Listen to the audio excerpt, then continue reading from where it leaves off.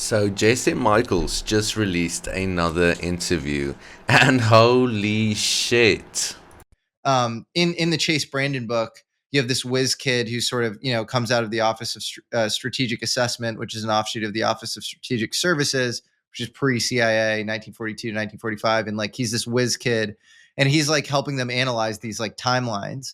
And he's given this celestial object, and that object sort of confers like great power to him, but it also like allows him to like see. It's this crystal thing that like allows him to like see the future.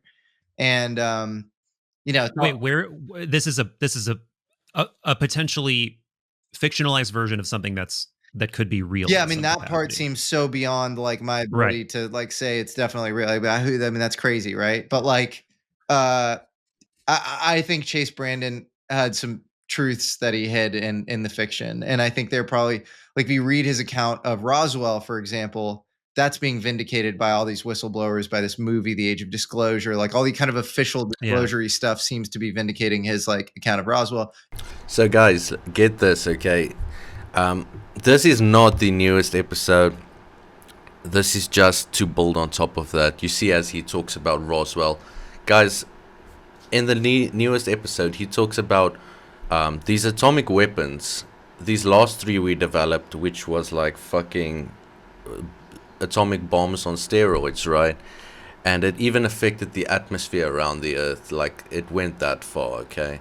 And so these atomic bombs supposedly caused UAP crashes that was not expected to happen, and they received quite a bit of UAP material.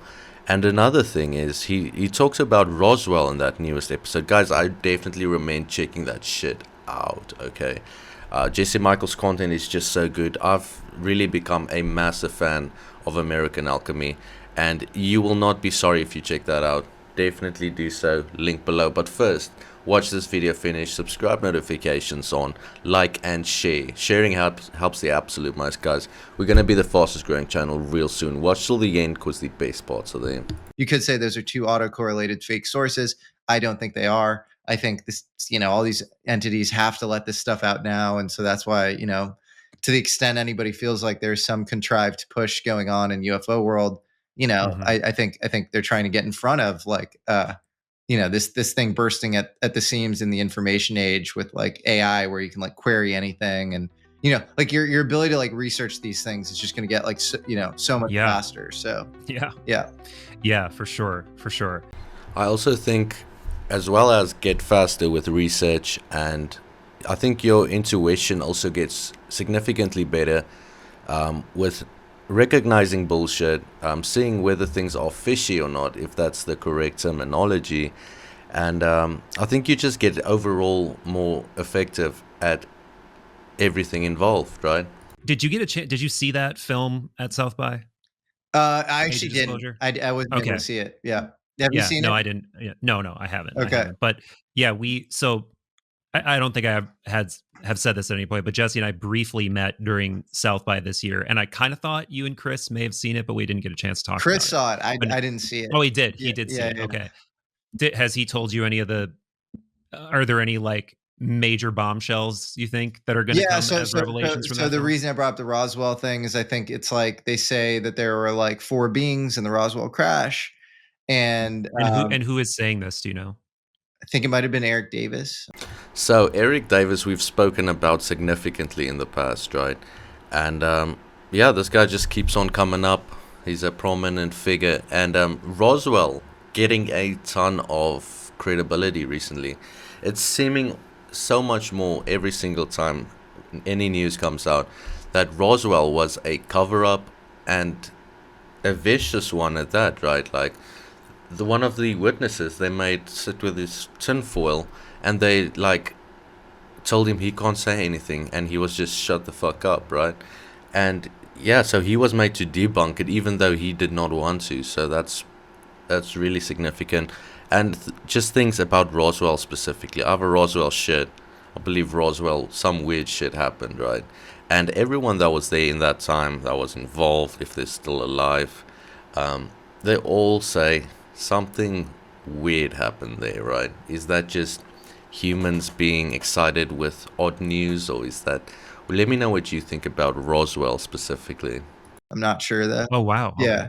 And then I think they say it's like, it's like there's like 2 crashes happen. It was like a series of crashes, which that sort of comports, that checks, with the Chase Brandon thing. So, and then as far as other things from that movie, I don't know. I mean, I think Eric Davis and Hal Puthoff are talk a lot, and they're obviously fascinating, scientifically yeah. rigorous, Oh yeah. figures. So, and then I think you even have like Jim Clapper like saying, this stuff is real, and like that's a former director of the CIA. So Wow. that's definitely a big deal. I'm sure for like a large percentage of people that just begets more distrust. Right. The catch-22 again. Yeah, the catch-22 of like the exact people you want to come forward and say this shit are saying it now, and they'll be looked at with suspicion. Totally. And rightfully so to some degree. But totally. just living in the cognitive dissonance and the uncertainty of that, I think, is just where we're going to have to be on this issue. Yeah. Because we're going to have to be interfacing with these people, like I said before, coming from the other side, divulging this information, figuring out what we want to do with that. Before we get too far away from Hal Puthoff, though, one more thing I want to say about that, which is I think there's a very big difference between like front running a narrative and like having an ulterior motive and spreading false stuff. And like, I think there's way more ulterior motives in UFO world than people realize. And there are way less actually falsities. People think it's all fake. And actually, I think a lot of the stuff is just hidden in plain sight and real and just really hard to stomach. And then there are way more ulterior motives than people realize. So it's like it's not disinfo. Like that's the wrong word. It's probably correct info, but it's like, there's probably some controlled opposition, like front running the narrative. I'm sure a lot of that shit's going on for sure. I think one really significant way that they dilute, if I can say it like that, the narrative is they give the truth, but they dilute it with false truths, quote unquote, truth in false truths, right? And that's how they know they're controlling the narrative, I think.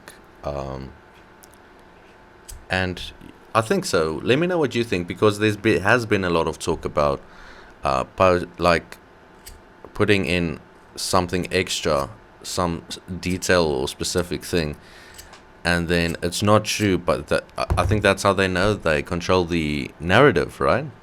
Okay, so Dan Farah, the creator and director of Age of Disclosure, guys, he has been coming out with some statements. This is the end of the video, or the end zone, okay? So don't click away. You've got to get through this. Let me know if you make it to the end and what you think about the outro. The outros these days are really fucking good, guys. Let me know what you think, okay? But yeah, Dan Farah has something to say. Check this out. I was determined to make the most credible, non-sensational, serious documentary ever made on this topic. And so to set a very unique, unprecedented bar, I basically decided I was only going to interview people who have direct knowledge of this topic as a result of their work for the U.S. government. And so that set this bar at extremely credible, extremely informed, not just some guy with an opinion or, a theory. It's like these people are aware. Every single person is aware of very sensitive, very classified information. But they also are aware of information that they can lawfully disclose, information that they've typically been discouraged from sharing, but they did have the ability to lawfully disclose. And so I found my way to people, high-level officials in the government, military, and intelligence community who have direct knowledge of this topic and made them comfortable opening up in this documentary with what they could lawfully disclose. The most meaningful reason I think they did it, or reasons they did it, was one, they all felt a responsibility to bring out some of the truth to the public to the extent they legally could. They felt the weight on their shoulders, and the film presented them with a comfortable and safe opportunity to do so, because I was lining up so many interview subjects that there was strength in numbers. No one person had to kind of go out on a limb and put themselves out there alone. They were surrounded by dozens of other high-level people. Every single person in this film is aware of a lot of information they could never legally disclose, which is one of the other, when you watch the film and you think about that, and you see how much they reveal, and you think about how much more there is, that's a pretty wild thought. So this documentary is turning out to be really hyped up, okay, and it might be really good. I'm really excited to watch this. I don't know, are you? And yeah, it seems like first-hand witnesses, it's gonna be a monumental release, guys. I just wish they would release it already. I mean, many people have seen the preview kind of thing in the cinemas or something, and I'm surprised there are not more leaks about this movie. And I hope it's downloadable really soon, or on a streaming platform that does not want like an arm or a leg in amount of subscription fees, right? But I'm gonna keep you updated, gonna be seeing what's coming out, gonna be looking for some leaks, some clips. So make sure you subscribe, notifications on, and yeah. It's not disinfo, like that's the wrong word. It's right. probably correct info, but it's like, you know, there's probably some controlled opposition, you know, like front running the narrative. I'm sure a lot of that shit's going on for sure. Not when I dream, no mommy, don't do it again, don't do it again. I'll be a good boy, I'll be a good boy. I promise, no mommy, don't hit me now. Why do you have to hit me like that, mommy? Don't do it, you're hurting me now. Why do you have to be such a bitch? Why don't you just fuck up and die? Why can't you just fuck up and die? Why can't you just leave here and die? Never stick your hand in my face again, bitch. Fuck you. I don't need this shit. You stupid, sadistic, abusive fucking whore. How would you like to see how it feels, mommy? Here it goes, get ready to die.